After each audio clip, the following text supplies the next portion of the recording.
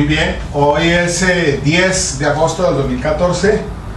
Hola, mi nombre es Miguel José Escobar Jiménez, abogado de la Universidad Santiago de Cali. Bueno,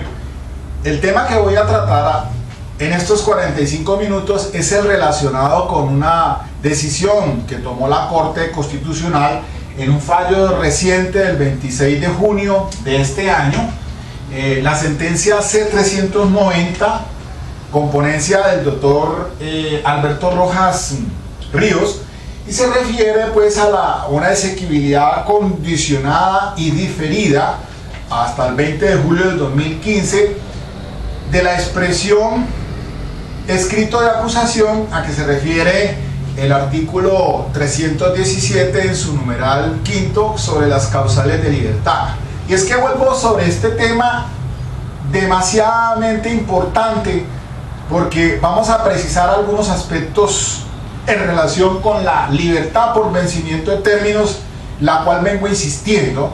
y del cual existe un audio de la audiencia que se hizo ante un juez de control de garantías, en la cual el procesado solicitó la libertad por vencimiento de términos toda vez que se inició el juicio oral a principios de este año y todavía ni siquiera hemos avanzado a la primera diligencia de recepción de testimonios por parte de la Fiscalía, porque los juzgados normalmente dan, hacen terminada la audiencia preparatoria, algunos despachos le dan el traslado o la palabra para que se inicie el juicio oral ahí mismo, se suspende y todo es con el fin de interrumpir los términos. Pues bien, resulta de que el artículo 317 maneja en sus numerales cuarto y quinto dos aspectos en relación con la libertad. Dice el primero es que procede la causal de libertad cuando se han vencido los 60 días desde que se ha presentado el escrito de la formulación de imputación hasta cuando se haya presentado el escrito, si no se hubiera presentado el escrito de acusación. Es decir, los primeros 60 días van desde la formulación de imputación, el fiscal debe presentar escrito de acusación dentro de esos 60 días, y si no lo hace, entonces es causal de libertad para la persona que se halla en detención intramural. Esos 60 días pues, se van a 90 cuando se trata de concurso o cuando son 3 o más los procesados que están siendo investigados. Y el numeral quinto se refiere a los 120 días, dice la norma, dice la numeral quinto, cuando transcurrió 120 días a partir de la fecha de la formulación de acusación y no se haya dado inicio del juicio oral. Resulta de que se demanda entonces la expresión formulación de la acusación. La Corte Constitucional en este caso declara condicionada, exequiblemente condicionado la expresión y la difiere hasta el 20 de julio del 2015 a efectos de que el legislador, como dice la misma Corte Constitucional, si lo considera el legislador, entre a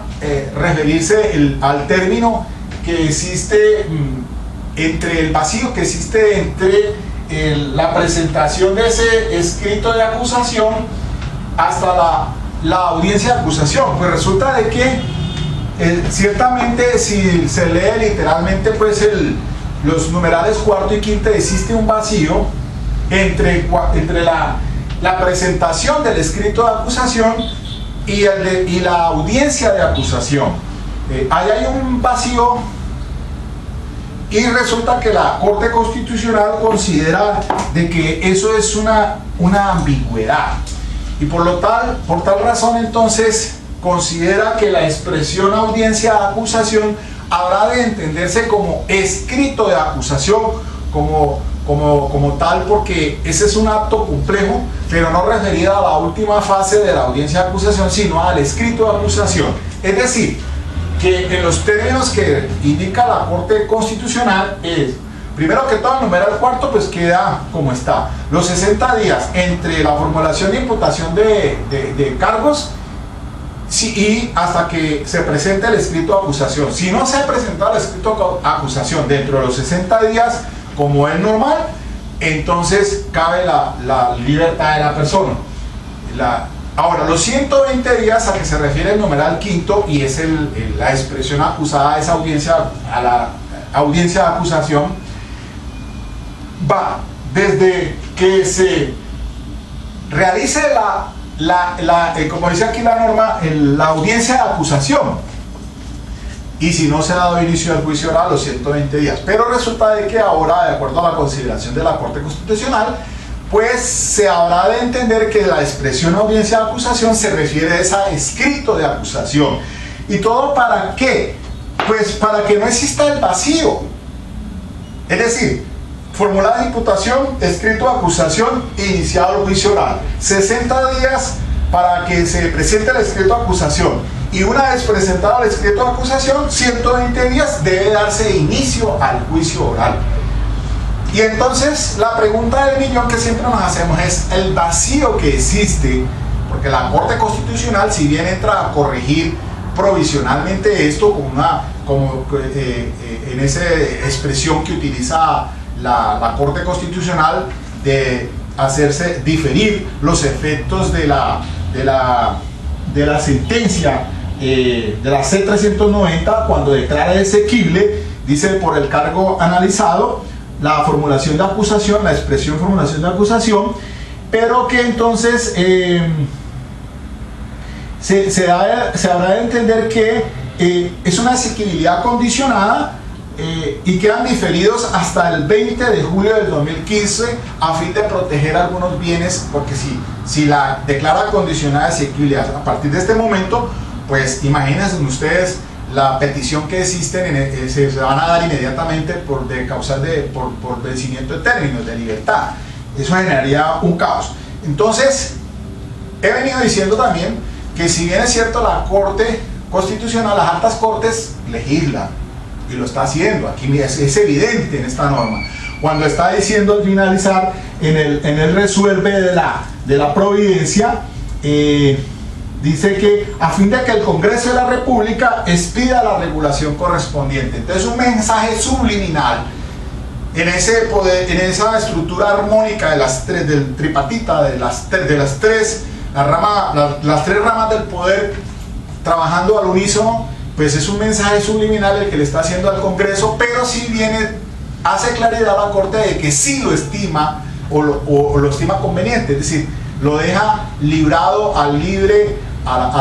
libre albedrío del Congreso, para que entonces el Congreso pues entre a legislar y a determinar entonces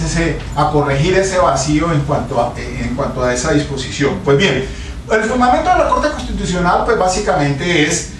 que con esta ambigüedad, como está la norma redactada, pues genera unas fallas en las cuales se atentan contra los principios de legalidad, el de presunción de inocencia, el debido proceso y el de la libertad. Ese término, la expresión formulación de acusación, debe entonces equipararse al escrito de acusación por ser un acto complejo, el cual se inicia con el escrito de acusación. Y sabemos muy bien que el juicio oral se inicia con el juicio como tal, se inicia, y así lo establece pues el artículo 336 de la ley 906, con el escrito de acusación. A partir de ese momento entonces habrá de entenderse que propiamente se inicia el juicio, pero pues como va más allá, entonces presentado el escrito de acusación, ese es un acto complejo, presenta el escrito de acusación y después viene la audiencia de acusación. Posteriormente vendrá la audiencia preparatoria y después viene la iniciación ya propiamente del juicio oral como tal. Entonces, hace claridad la Corte Constitucional pues que hay una ambigüedad allí, ese vacío siempre ha existido, y es que no es de ahora, porque la ley 600 del 2000 también, y anteriormente, antes a la ley 600,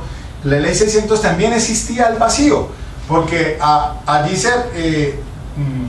refería a la Corte Constitucional frente a ese vacío legislativo. Pero ¿qué pasa entonces? La pregunta que uno se debe hacer es, si iniciado el juicio oral,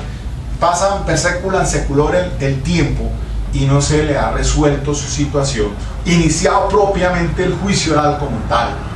En desarrollo del mismo se atentan entonces contra las garantías de la libertad. Dice la Corte Constitucional que debe haber claridad sobre la extensión de la privación de libertad, que es provisional. No se puede dejar al arbitrio del juez de manera indefinida la extensión del mismo. Eso genera dilaciones injustificadas. Eso es cierto, es que actualmente una vez que se presenta el escrito de acusación, entonces los jueces se relajan. Dice, bueno, listo, pues como no dice la norma nada en relación con ese, desde la presentación del escrito de acusación y la audiencia de acusación, entonces le pasará 1 año, 2 años y no se ha iniciado la audiencia de acusación, y entonces se deja al arbitrio y la persona sigue detenida injustamente. Eso no puede suceder así, porque eso va contra las dilaciones injustificadas, contra el artículo constitucional, el artículo 29, de que toda persona tiene derecho a un debido proceso sin dilaciones injustificadas. Y también los mismos tratados internacionales de derechos, como son la Ley 74 del 68 o el Pacto Internacional de Derechos Internacionales, lo mismo la Convención Americana, que es la Ley 16 del 72, o el Pacto San José de Costa Rica, pues se establecen en sus artículos 8 y 14 las garantías procesales, entre ellas que tiene toda persona tener a un debido proceso sin dilaciones injustificadas, es decir, a que se le resuelva su situación definitivamente. Por lo tanto, la privación de la libertad no puede ser la regla, no puede ser indeterminada, no puede como anticiparse a la pena, y así lo ha dicho la misma Corte Constitucional. Entonces sigue diciendo la Corte Constitucional: esos efectos negativos en una medida de aseguramiento por esa duración indeterminada no se justifican en las etapas procesales. Eso desvirtúa la naturaleza de preventiva, porque es que la medida de detención preventiva con los fines constitucionales, como están establecidos, como para asegurar la comparecencia, para evitar que se tergiversen las pruebas, para evitar que vaya a atentar contra las personas por la gravedad de la conducta, pues tienen unos fines constitucionales, pero no pueden ser per secula seculorum, no pueden ser un anticipado de la pena, porque eso se desnaturaliza la detención preventiva, y por lo tanto no puede ser desproporcionada, porque atenta contra todo tipo de garantías, especialmente de la libertad. Eso sería entonces, como insiste la Corte Constitucional, es anticipar la pena, y eso contraviene toda clase de principios generales del derecho, entre esos el de la presunción de inocencia, que está establecido por lo menos en el artículo 8 de la ley 900, la ley 906. Así lo expresa muy claramente el Código Procesal como un principio rector, y es el artículo 7, el de la presunción de inocencia e indubio pro reo. Toda persona se presume inocente y debe ser tratada como tal mientras no quede en firme decisión judicial definitiva sobre su responsabilidad penal. En consecuencia, corresponde al órgano de persecución penal la carga de la prueba acerca de la responsabilidad penal. La duda debe resolverse a favor del procesado. En ningún caso se puede invertir esa carga procesal, esa carga probatoria, porque es que solamente el Estado tiene la carga de demostrar o de desvirtuar la presunción de inocencia, no a la inversa. No debe ser procesado el que debe presentar la prueba de descargo, sino que es el Estado el que tiene, y bajo ese principio de presunción de inocencia, hasta que no sea responsabilizado, hasta que no haya un fallo definitivo, pues no tiene la connotación de cosa juzgada. Entonces, en ese terreno siempre va a tener una presunción de inocencia que le asiste en todo el desarrollo del proceso, y las garantías en este sistema penal de tendencia acusatorio y estrictamente adversarial, pues se garantizan fundamentalmente los derechos de todo procesado. Y también ha hecho la Corte ahora, igualmente garantizando los derechos de las víctimas. Pero esencialmente el enfoque que se le da es el de proteger al procesado en sus derechos fundamentales, solo hasta cuando haya sido vencido en juicio con todas las garantías procesales, entonces esa persona pues entra a ser pues condenada y a cumplir con unos fines como tal. Así de esta manera entonces pues es claro que no puede haber en ese sentido una detención preventiva per secula seculorum, indeterminada, que no haya un fijo, no se haya fijado un tope en relación con ella. Se violan todas las garantías. Entonces, miren que en este aspecto la Corte Constitucional dice que esa indeterminación es prohibida frente a sanciones penales y debe ser proscrita. Entonces considera pues la Corte Constitucional y respetando esa autonomía legislativa, eso sí hace esa observación, y con el fin de evitar que se afecten graves bienes constitucionales protegidos, difiere los efectos de la sentencia hasta el 20 de julio del 2015 y hasta tanto que lo regule el legislador, si así lo considera. Ahí estará, si así lo considera, el periodo máximo que puede tenerse privada de la libertad una persona, incluyendo en dicho lapso el interregno entre la radicación del escrito de acusación y la audiencia de la lectura del mismo. Precisamente entonces la Corte ya abre las puertas a un problema que existe latente en estos momentos. El artículo 317, que se refiere a la libertad, en el parágrafo es el que contempla una situación que hemos venido analizando aquí sobre qué se considera como causa razonable fundada, porque se dice aquí, por lo menos por el legislador, que no habrá lugar a la libertad cuando la audiencia de juicio oral no se haya podido iniciar por maniobras dilatorias del imputado o lo acusado. Y eso es cierto. Muchas veces puede aparecer abogados mañosos y los mismos procesados que quieran dilatar el proceso, y entonces en esas eventualidades pues esa situación no le favorece, sino que es adversa a él, a los intereses, y por lo tanto entonces no puede considerarse que esa situación haya generado pues entonces una interrupción de término, ni cuando la audiencia no se hubiera podido iniciar por causa razonable fundada en hechos externos y objetivos de fuerza mayor ajenos al juez o a la administración de justicia. Fíjese bien que allí claramente, ya recogiendo otras providencias de la Corte Constitucional, la C-1198 del 2008, y antes otra del doctor Carlos Gaviria por allá en el año 93, por lo menos la C-123, que es una providencia muy importante, si mal no estoy es del 2003. Esa providencia pues ya se avisoraba lo que se consideraba como causa razonable. Fue hasta entonces la sentencia C-1198 del 2008 cuando con la ponencia del doctor Nilson Pinilla pues entró a determinarse que las causas razonables pueden obedecer a situaciones de fuerza mayor, es decir, que no por la incuria ni la negligencia de la administración de la justicia, ni tampoco por carga procesal. Y ya entonces después la 1453, pues al modificar del 2011 la ley 1453 introdujo pues esta situación claramente por el legislador al determinar que causa razonable debe estar fundada en hechos externos y objetivos de fuerza mayor ajenas al juez o a la administración de justicia. ¿Qué pasa? En la pregunta que ustedes están haciendo allá, señor espectador, estudiante o profesional, lo que sea, es ¿qué pasa entonces si se ha iniciado un juicio oral y entonces situaciones en las que muchas veces se quebrantan principios de este sistema, sobre todo los principios de concentración,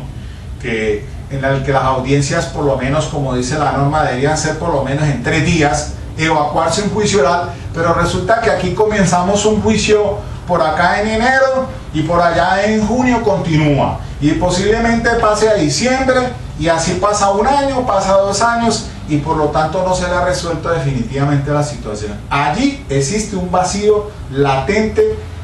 por parte del legislador, el poder de configuración. Por lo menos ahora, si recoge este sentido que hace en el sentido que se ha expresado por la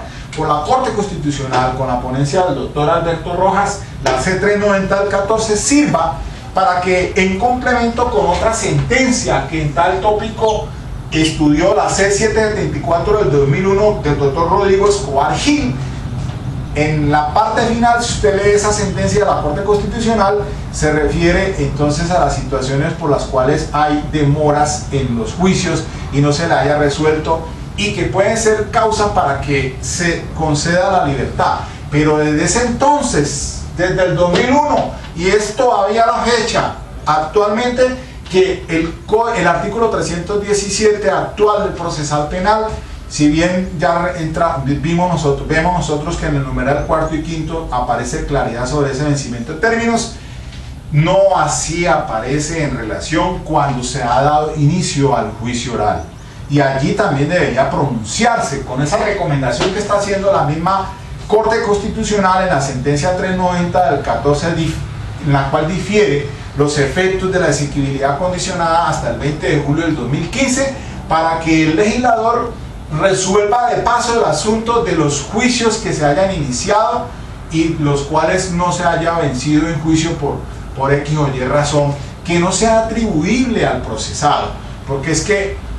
ya hay un principio allí en el que el parágrafo determina causa razonable que debe ser fundado a hechos externos, pero no imputables a la mala operancia de la justicia. Eso no puede ir en detrimento del procesado por su libertad, porque se debe garantizar la libertad de las personas. Entonces, si bien es cierto, la invitación sería para que el legislador, retomando esa sentencia de la Corte Constitucional, entre a examinar ese artículo 317 en todo su contexto y también legisle, indicándose que si una vez iniciado el juicio oral no se le haya dado respuesta inmediata o dentro del término prudencial,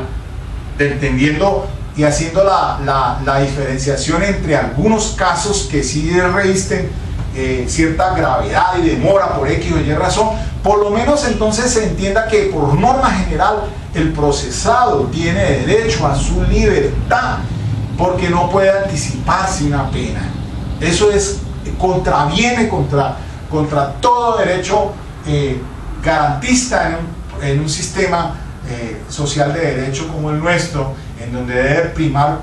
esencialmente la presunción de inocencia hasta que no se haya sido vencido el juicio. Y así existen salvamentos de voto del doctor Jaime Araujo Rentería, muy importantes frente a esas privaciones o a esas detenciones en las cuales, si bien es cierto, cumplirían en un determinado momento con los fines constitucionales, pero ya se desnaturalizan y cabría entonces que se interponga la revocatoria, la medida de aseguramiento. Pero desafortunadamente hay funcionarios que son reticentes, los jueces de garantías muchas veces no toman esas decisiones porque temen a estar cometiendo un prevaricato, una situación que va en contravía de un sistema garantista, porque una persona tiene derecho a que se presuma su inocencia solamente hasta cuando haya sido vencido el juicio, pero las fallas del sistema, de las fallas del sistema judicial, la incompetencia del Estado de resolver, de tener una administración de justicia más eficiente, no puede caer en los hombros de un procesado. Él tiene el derecho a la presunción de inocencia, de manera que allí en ese aspecto es muy importante que, recogiendo esta sentencia C390 del 14, el mismo legislador prontamente entre a resolver este problema que existe, porque el hacinamiento en las cárceles es cada día más complicado. Allí, por razones de política criminal, sabemos muy bien que con las reformas a la ley 906, con la 1142 del 2007, con la 1453 del 2011 y otras, la 1395, etcétera, lo que han hecho es desnaturalizar ese sistema acusatorio, porque hoy en día las garantías se ven más restringidas, porque esa justicia premial con la cual se creó el sistema penal acusatorio, por el cual el acto legislativo 03 del 2002 permitió pues el cambio del sistema para que entrara el sistema penal acusatorio a regir. Cuando se pensaba que solamente fueran a juicio el 10%, ahora es a la inversa, van el 90% y solamente el 10%, porque como hay ciertas conductas punibles en las cuales ya no se le da ninguna garantía, o por lo menos una posibilidad de negociación, para una aceptación de cargos o unos preacuerdos, eso ha hecho que las personas pues no lleguen a ninguna negociación y todo se vaya para el juicio oral. Y lo que ha hecho es pues llenar las cárceles, incrementando el problema del hacinamiento carcelario. Pero volviendo pues al punto, este tema de la libertad por vencimiento de términos todavía no se agota aquí. Es un tema que insisto, porque en este portal que tengo en las redes sociales aparece pues varias conferencias que he tratado el tema por la importancia que tiene, por la relevancia que tiene. Entonces es necesario retomar esos asuntos, estos aspectos jurídicos, para que se debatan en la academia, en los estrados judiciales, en las diferentes instancias, y entonces entremos a tomar conciencia realmente de que ese artículo 317 de la ley 906 todavía le falta mucho para regular, para que deje de ser indeterminada y para que deje de ser la generalidad, la detención preventiva, y que fuera solamente la excepción, porque asiste pues, y repito, la presunción de inocencia de todas las personas solamente hasta cuando no haya sido vencido en juicio oral. Dejemos allí entonces por hoy. Quería retomar este asunto nuevamente, y para otra ocasión pues